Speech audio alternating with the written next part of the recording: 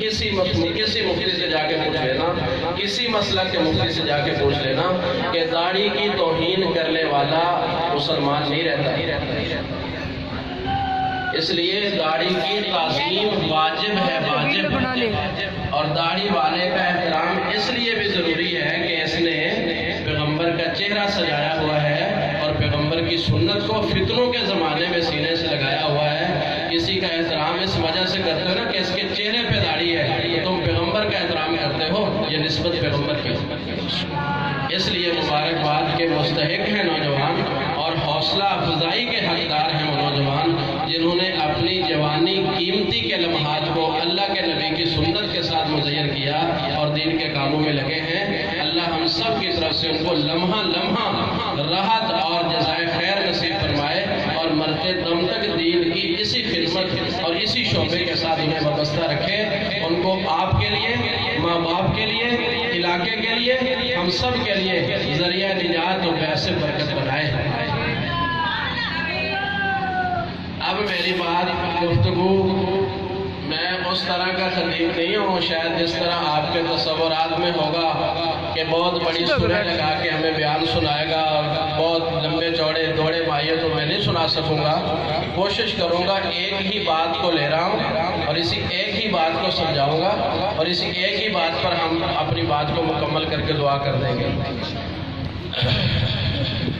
دنیا میں ہر انسان کی کوشش ہے اور خواہش ہے، جو بھی کلمہ گو ہے حضور کا امتی ہے، کہ یا اللہ میری دنیا بھی اچھی کر دے، میری موت بھی اچھی کر دے، اور میری آخرت بھی اچھی کر دے۔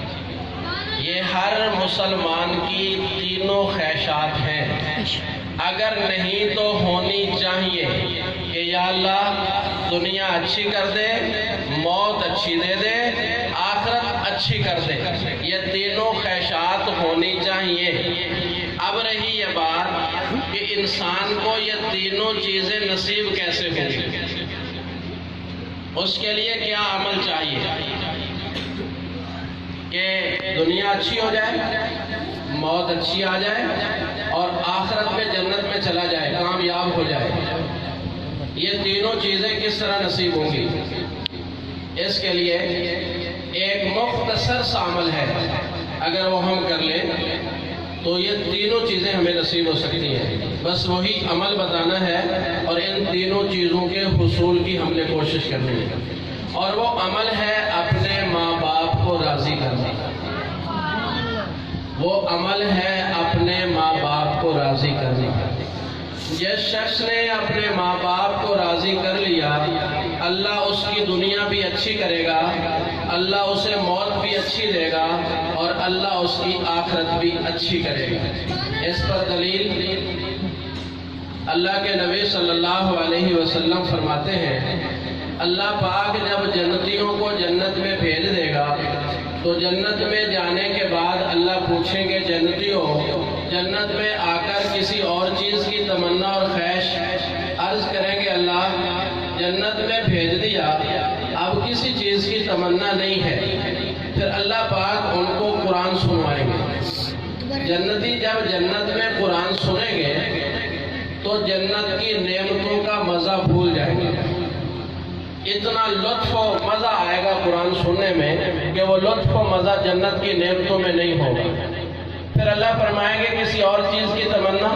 عرض کریں گے اللہ اب تو کوئی تمنا نہیں ہے۔ تو سورہ یونس میں آتا ہے کہ اللہ پاک پھر اپنے اور اپنے بندوں کے درمیان سے پردہ ہٹا دیں گے، اللہ کا دیدار کریں گے۔ جنتی جب اللہ کی زیارت کریں گے تو جو پہلے کا مزہ تھا وہ سارا بھول جائیں گے۔ یہ اللہ کا دیدار جنت میں ہو رہا ہے۔ دنیا میں کسی آنکھ میں طاقت نہیں ہے کہ وہ اللہ کو دیکھ سکے۔ پیغمبر موسیٰ کوہ طور پہ گئے اللہ سے ہم کلام ہونے، اللہ نے تجلی فرمائی تو پہاڑ کوہ طور جو تھا وہ سرما بن گیا، راکھ بن گیا، یعنی پہاڑ بھی اللہ کی تجلی برداشت نہ کر سکا اور پیغمبر بے ہوش ہو گئے۔ پیغمبر میں دنیا کے اندر طاقت 100 بندے کی ہوتی ہے، دنیا میں جو نبی آتا ہے اس میں طاقت 100 بندے کی ہوتی ہے. یہ 100 بندے کی طاقت والا نبی بھی اللہ کی تجلی کو نہیں برداشت کر سکا. اور میں اور آپ، اللہ ہم سب کو جنت میں لے جائے. جب ہم جنت میں جائیں گے تو ہمیں 100 بندے کی طاقت ملے گی، اس لیے 70 حوریں ملیں گی. اگر ایک بندے کی طاقت ہو تو 70 حوریں نہیں مل سکتی. جنتی کو جنت میں جو طاقت ملے گی وہ 100 آدمی کی ہوگی. اللہ پاک اس وقت جسم میں یہ طاقت رکھے گا کہ اللہ کا دیدار ہو سکے گا. تو اللہ پاک جنت میں اپنا دیدار کروائیں گے. جب جنتی اللہ کی زیارت کریں گے تو وہ لذت اور مزہ آئے گا کہ وہ باقی سارے مزے بھول جائیں گے. اللہ تعالیٰ پھر فرمائیں گے، جنتیوں کسی اور چیز کی طلب عرض کریں گے، اللہ تیرے سے قرآن سن لیا، تیرا دیدار کر لیا، اب کیا بچا ہے تیرے خزانوں میں، اور کیا چیز رہ گئی ہے جو آپ نے ہمیں دی نہ ہو؟ تو اللہ فرمائیں گے میرے خزانے میں ایک چیز رہ گئی ہے اور وہ میں تمہیں دینے لگا ہوں، اس کے بعد پھر میرے خزانوں میں کوئی چیز نہ رہے گی. یا اللہ وہ کیا چیز ہے؟ اللہ فرمائیں گے وہ چیز ہے کہ میں اللہ تم سے راضی ہو گیا. سبحان اللہ. جنتی کو جنت میں، یہی بات سمجھانی، جنتی کو جنت میں جانے کے بعد سب سے آخر میں جو چیز ملے گی وہ اللہ کی رضا ہوگی. اللہ کی رضا مندی کا سرٹیفکیٹ ملے گا. اللہ فرمائیں گے بندو میرے جنتیوں میں تم سے راضی ہو گیا، اب تم سے کبھی ناراض نہ ہو. اب جو چیز جنتی کو جنت میں جانے کے بعد سب سے آخر میں ملنی ہے وہ چیز ہم اور آپ کو اس دنیا میں اللہ دینا چاہتے ہیں اور وہ ملے گی، اور وہ ہے ماں باپ کی خدمت کرنا. اللہ کے نبی نے فرمایا جو بندہ اپنے ماں باپ کی خدمت کرے گا اللہ اس پہ راضی ہے. جس نے ماں باپ کی خدمت کی اللہ اس پہ راضی ہے. جس نے اللہ کو راضی کرنا ہے وہ اپنے ماں باپ کو راضی کرے. ماں باپ راضی ہیں تو رب راضی ہے، ماں باپ ناراض ہیں تو رب ناراض ہے. جنتی کو جنت میں جانے کے بعد سب سے آخر میں ملنے والی نعمت رب کا راضی ہونا ہے. وہ نعمت مجھے اور آپ کو دنیا میں مل سکتی ہے اگر ماں باپ راضی ہیں. اب جس پر ماں باپ راضی، اللہ کے نبی نے کیا فرمایا؟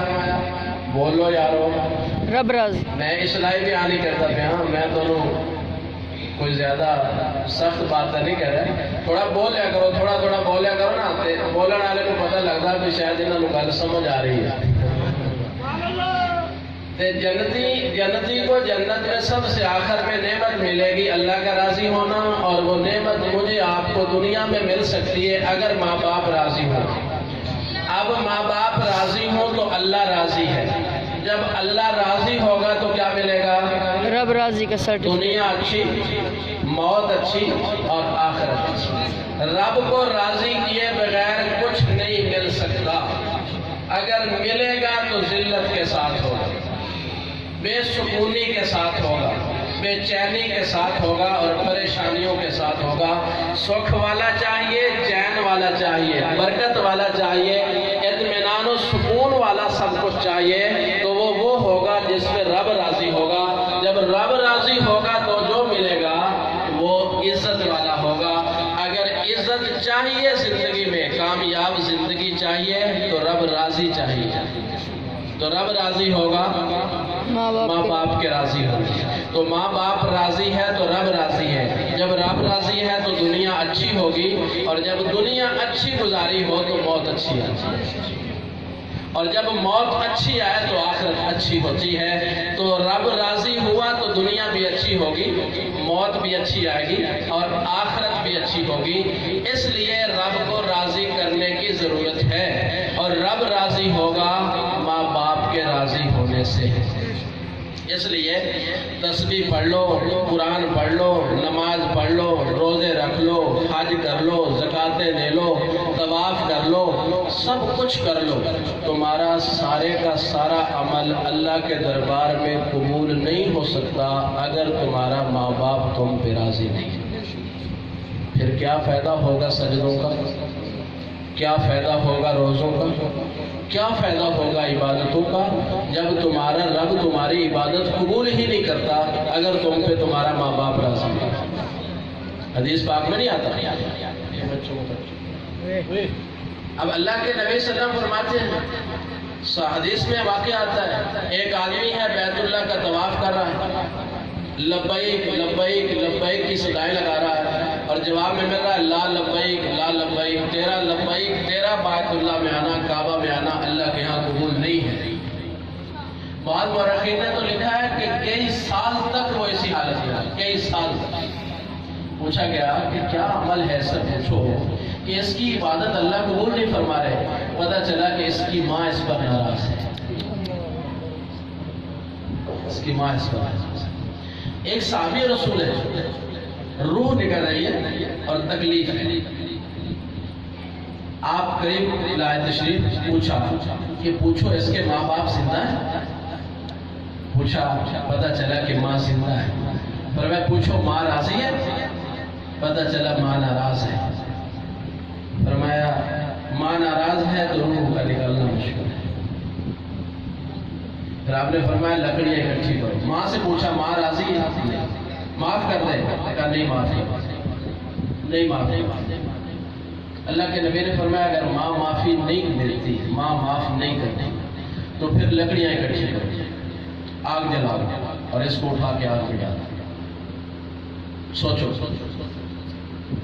یہ واقعات صرف سننے کے لیے نہیں ہے، یہ پیغمبر کی زندگی ہے جس کو رحمت للعالمین کہا جا رہا ہے۔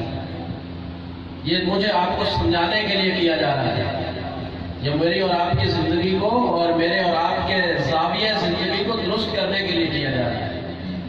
تو جب ماں نے دیکھا، ماں تو ماں ہوتی ہے،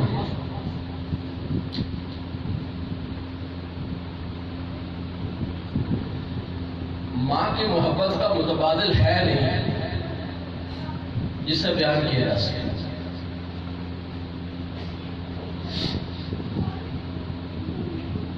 ماں کی محبت کا متبادل نہیں ہے، اگر کسی کو کبھی مل جائے تو مجھے بتا دینا۔ میں نے اپنی ہوش میں جو سمجھا ہوں یا جو پڑھا ہوں یا جو دیکھا ہے وہ یہی دیکھا اور سمجھا ہے کہ ماں کی محبت کا متبادل نہیں ہے۔ ماں نے جب دیکھا کہ بیٹا ہے اسے اٹھا کے آگ میں ڈالا جائے گا تو ماں کہنے لگی یا رسول اللہ میں نے معاف کر دیا، میں اپنے بیٹے کو آگ میں جلتا نہیں دیکھ سکتی۔ بس ماں کا معاف کرنا تھا کہ روح پرواز کرے گی تو وہ نکل گئی۔ اب پوچھا گیا ماں سے کہ اس نے کیا کیا تھا، تو ماں کہہ رہی ہے کہ ایک دفعہ میرے ساتھ اونچا بولا تھا۔ ہم تو ماں کو گالیاں دیتے ہیں، میرا اور آپ کا ماں باپ ہمارے رویے سے دکھی ہے، یہ ہمارے معاشرے کا بہت بڑا دکھ ہے، یہ ہمارے معاشرے کی اصلاحی پروگرام ہے، یہ ہمارے معاشرے کا بہت بڑا دکھ ہے کہ ہمارے معاشرے میں ہر گھر میں ماں باپ دکھی۔